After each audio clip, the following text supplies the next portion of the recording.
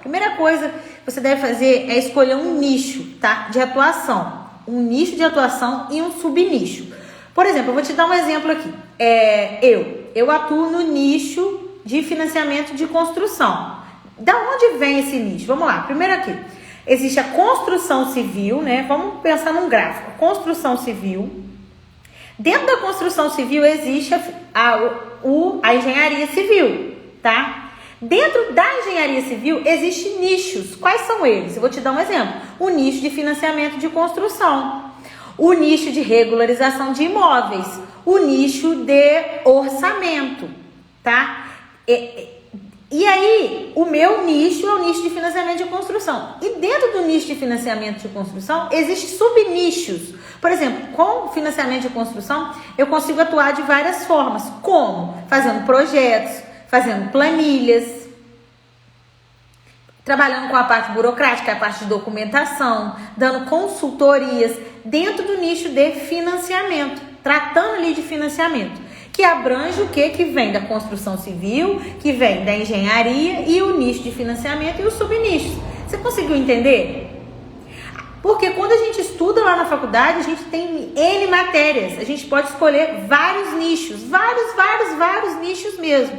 Mas quando a gente sai, a gente acha que a gente tem que dominar tudo, saber de tudo, entender de tudo para começar. Porque você se sente perdida e despreparada, sem experiência. Você sente isso porque você quer comer aquilo tudo e achar que você vai dar conta daquilo tudo. Só que na matéria lá na faculdade foram 6 meses. Muitas das vezes eles embalam aquilo num pacote lá e entregam a gente de algum jeito para falar que a gente estudou e vamos contar. Muitas matérias a gente passa até sem entender direito, faz a prova. Muitas matérias. Tem matéria lá que a gente faz, aprende como é que faz o cálculo, mas não sabe para que serve. Tem matérias que a gente sabe, mas tem coisa que a gente... Pra que isso? Aí se forma e acha que tá despreparada, tá? Então, se você quiser, você ficou 5 anos estudando e você se sente assim, você acha que você vai conseguir pegar e se especializar em todas o que você estudou lá? Não, você tem que escolher um nicho para você atuar. Não adianta você querer fazer de tudo que não vai dar certo. É isso que eu falo sempre, tá? Hoje, a grande calo no sapato aí é isso. As profissionais se sentem despreparadas porque vê esse monte de matéria, esse monte de coisa e acha que eu não sou capaz de ter um cliente, eu não sou capaz de atender uma pessoa e acaba fazendo o quê? Ficando parada no tempo, tá? Você precisa escolher ali um nicho que te dê paixão, que o seu coração canta. De preferência, um nicho que tenha bastante demanda, tá? Isso que eu vou falar pra você. Por exemplo, aqui na minha empresa eu atuo no nicho de financiamento de construção. Por quê? É um nicho de grande demanda. Eu enxerguei isso, porque muitas pessoas moram de aluguel, sonham em ter a casa própria, mas não tem dinheiro para construir a casa, para comprar o terreno e construir a casa. Não tem o raio do dinheiro. E aí, qual é a solução para essa dor desse cliente? É o financiamento de construção, onde num único financiamento ele compra o terreno e faz a construção, a casa dele do jeito que ele sonhou. Então eu enxerguei essa oportunidade e gostei, né? E comecei a aprender esse processo de financiamento de construção, tá? Eu atuo nesse nicho. Por quê? Eu enxerguei uma grande oportunidade por ser um mercado de grande demanda. Tá? Grande demanda e eu não precisava de dinheiro para investir, para começar, tá? Não precisava comprar um terreno para construir uma casa e depois vender financiado. Não, eu através da estratégia, do passo a passo que eu aprendi do financiamento, eu consigo ajudar essas famílias a realizar o sonho de adquirir a casa própria. Então, para você se organizar, para você iniciar, você deve escolher um nicho, tá? Um nicho e um subnicho dentro da engenharia. Não precisa abraçar o mundo, senão você vai ficar louca, surtada, e não é isso que a gente quer. A gente quer o quê? Trabalhar, ganhar dinheiro, é isso que a gente deseja, tá? Se sentir realizada ali profissionalmente com dinheiro no bolso. É esse que é o nosso objetivo, não é? E a segunda coisa é definir, gente, o cliente ideal. Você precisa definir o seu cliente ideal. Você precisa definir a idade do seu cliente, a renda do seu cliente, a localização, onde você quer atuar. Você quer atuar na sua cidade, você quer atuar na cidade vizinha.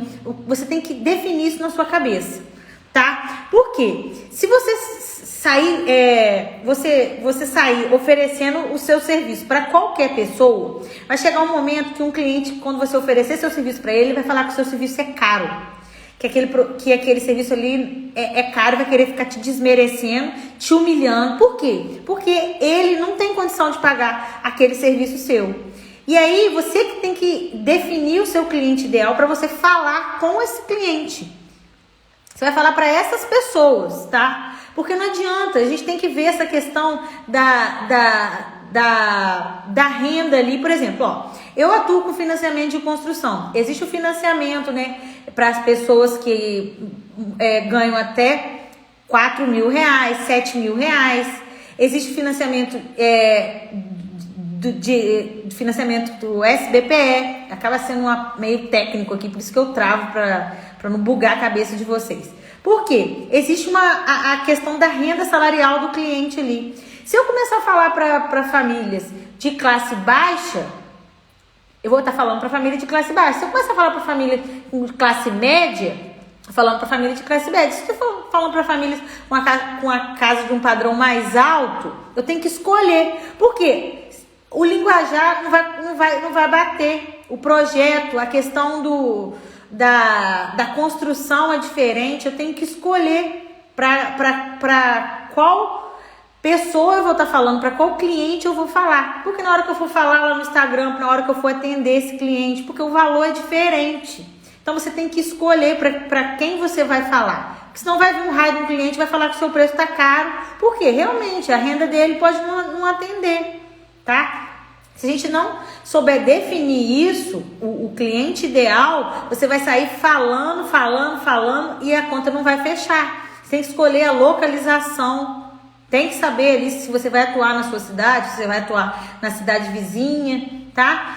E isso é muito importante. Eu tô te ensinando aqui o básico de graça. Porque no início eu comecei a falar para um tipo de pessoas, para um tipo de cliente que não tinha dinheiro para comprar o meu produto.